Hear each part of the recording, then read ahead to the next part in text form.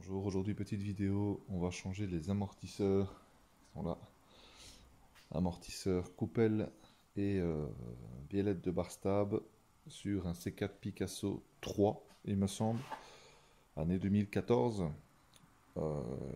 Donc on va du coup lever, enlever les roues, qui sont là-bas, lever, enlever les roues, et pour avoir accès ici à la cloche d'amortisseur qui se trouve là-bas derrière, je pense que c'est comme l'ancien, donc on va commencer par démonter les essuie-glaces.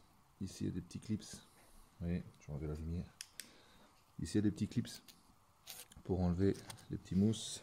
On va enlever la moquette. Bon, par chance elle est déjà un peu bouffée ici. On va enlever la moquette, on va essayer d'enlever le cache supérieur et voir un petit peu pour enlever la baie de pare-brise et avoir accès aux cloches d'amortisseur.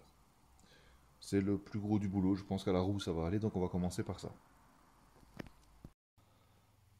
Première étape, on a enlevé la baie de pare-brise. Donc, comme je vous ai dit, du coup, enlever les moquettes, c'était pas nécessaire. En fait, ce qu'il fallait faire, c'est enlever donc ici, vous voyez, les petits clips, je vous ai montré, qui sont ici, avec ces caoutchoucs là, qui sont sur le côté. Et pour enlever la baie ici, il fallait juste décaler le joint. Ici, il y a une vis. Attention, on ne la voit pas à cause du joint. Et ici derrière, c'est la vis qui est là. Ensuite, on enlève les essuie-glaces. Et vous voyez ici, il y a deux moteurs, un de chaque côté. Quand on a enlevé les essuie-glaces, on enlève la baie de pare-brise. Alors il faut aller par en dessous et la soulever vers vous. Vous voyez ici, le petit coin ici, il est pris dans le joint du pare-brise. Pour pas abîmer le joint du pare-brise. On va mettre ça sur le côté. Voilà. Alors maintenant, on voit à peu près les cloches d'amortisseur qui sont là-bas derrière. Alors on va faire quoi? On va démonter ici les moteurs. Donc il y a une broche. Je ne vois pas bien sur celui-ci. On va prendre sur celle-là. Vous voyez ici, là, il y a une broche électrique. Apparemment, deux vis. Là et là. Je crois que c'est tout. Ouais, ça a l'air tout. Donc on va enlever ces deux vis là, la broche. On va enlever les deux moteurs électriques des essuie-glaces. Et après, je pense qu'on aura accès aux cloches d'amortisseur.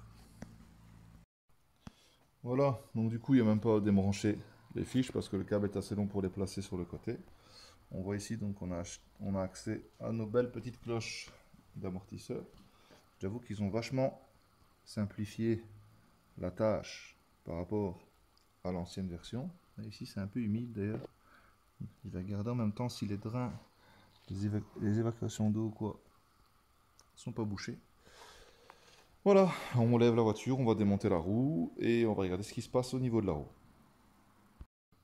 Alors ici du coup j'ai enlevé la roue. Un petit rappel, il a changé ses pneus il n'y a pas longtemps. Il faut mettre un petit peu de graisse ici, sinon la roue elle se colle. Et puis c'est la merde quand on veut l'enlever. Là, elle est venue assez rapidement, mais quand c'est bien collé et que vous avez une fuite sur le bord de la route, bonne chance.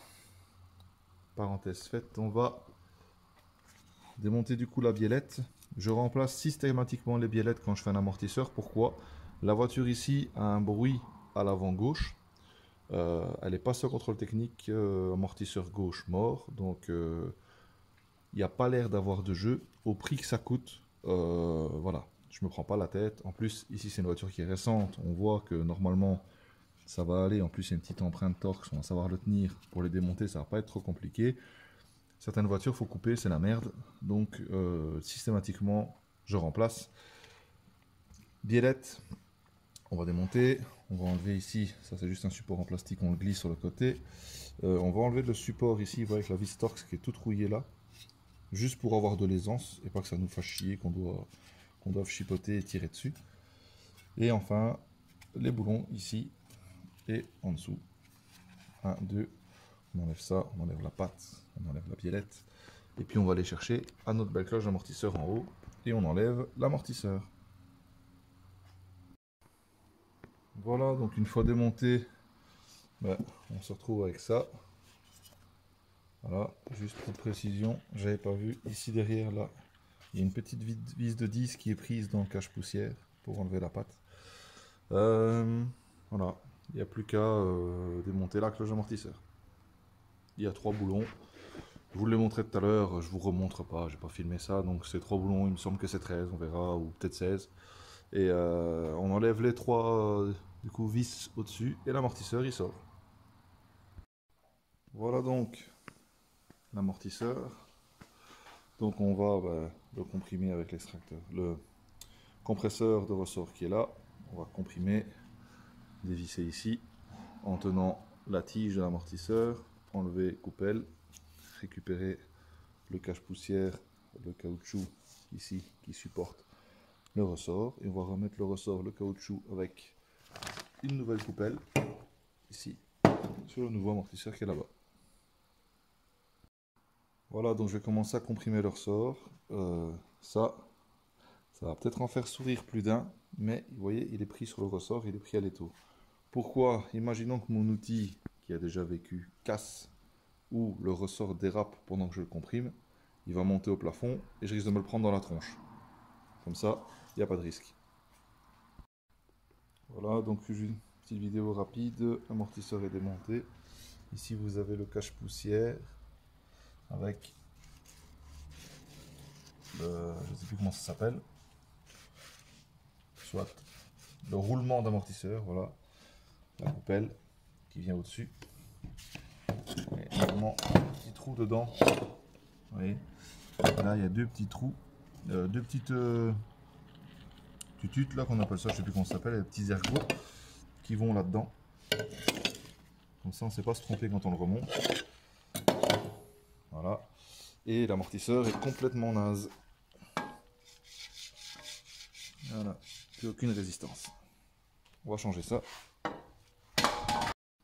Et voilà. Nouveau amortisseur. Nouvelle coupelle. Comme je vous ai dit. Oh putain, ça zoome un peu trop fort. Les petits ergots sont dedans. Il y en a un troisième là-bas. Impeccable. Il n'y a plus qu'à remonter. Bien travaillé. Bon ben, on remonte et on fait pareil de l'autre côté.